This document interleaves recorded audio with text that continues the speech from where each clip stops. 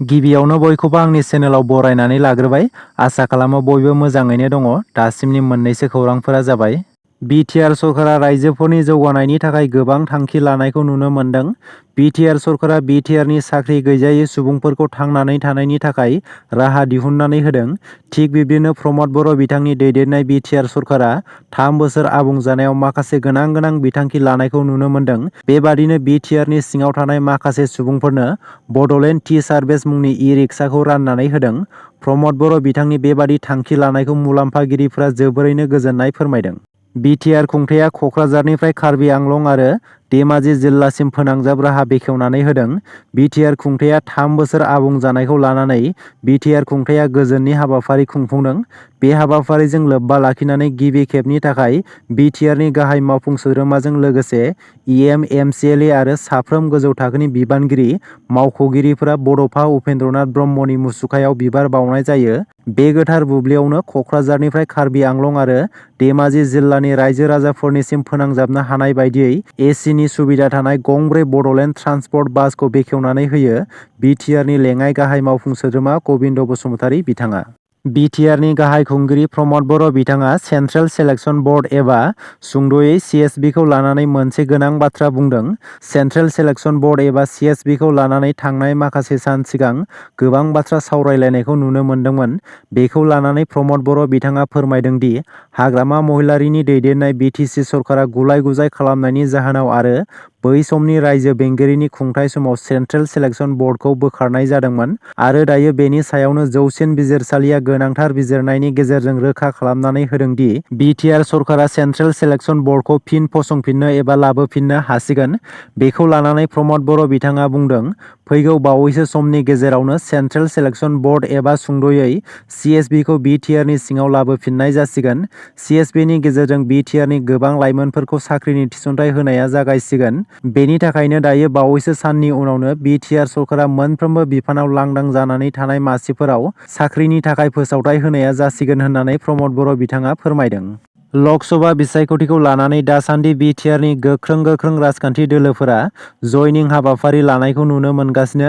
थिग बिब्दिनो क'क्राझार आरो चिरां जिल्लानि सा 200निबो बांसिन NLFB आफादनि सोद्रोमाफोरा UPPL दोलोआव जयेन जादों। UPPL दोलोआव जयेन जानानै NLFB आफादनि सोद्रोमाया बुंदों, BTR सरकार एबा UPPL सरकारनि मोजां खामानि मावनायखौ नोजोर होनानै आरो गोजोनखौ हास्थायनानै UPPL दोलोआव जयेन जादों होननानै फोरमायदों। इनकाम टेक्स बिफाननि मोनसे गेदेर फोसावनाय। जायफोर थि समनि गेजेराव खाजोना होआखै बैसोर 31 दिसेम्बरनि गेजेराव खाजोनाखौ होआब्ला जेंनायाव गोग्लैनो हागौ। इनकाम टेक्स बिफाना खाजोना होनायनि सम सिमाखौ 31 दिसेम्बरसिम फोसावनानै होदों। जायफोर दासिमहालागै खाजोनाखौ होआखै बैसोर 31 दिसेम्बरनि गेजेराव खाजोनाखौ होथारनांगोन, नङाब्ला जेंनायाव गोग्लैगोन होननानै फोसावदों इनकाम टेक्स बिफाना। इनकाम टेक्स बिफाननि धारा 234 AF नि बायदिब्ला खाजोनाखौ होनांगौ अक्ट'नि सिगां होआब्ला सरकारा गोख्रों राहा लागोन होननानै फोरमायना होदों। बोसोराव 5 लाख रां आयनि बेरेखायै 1000 रां जुरिमाना होनांगोन सरकारनो। 5 लाख रांनिख्रुइ बांसिन आयनि बेरेखायै 5000 रांनि जुरिमाना होनो नांगोन। फारसेथिं सुदनि 1% दाजाबदेरबावगोन होननानै मिथिनो मोननाय जादों। बेनिखायनो खाजोनाखौ थि समावनो होजोबनो खावलायदों इनकाम टेक्स बिफाना। जायफोर गिबि मन्त्रि आत्मनिर्भर य'जनानि थाखाय आर'जलाइ होदोंमोन बैसोरनि थाखाय मिथिनो गोनां खौरां।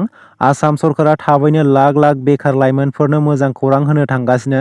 गिबि मन्त्रि आत्मनिर्भर आसनिनि थाखाय आर'जलाइ होनाया दासिम 2,29,145 जाबाय होननानै मिथिनो मोनदों। मिथिनो मोनबावनाय बायदिब्ला बेनि गेजेराव लखिमपुर, कामरुप आरो बरपेटा जिल्लायाव बयनिख्रुइबो बांसिन आर'जलाइ होनायनि फारिलाइ दं।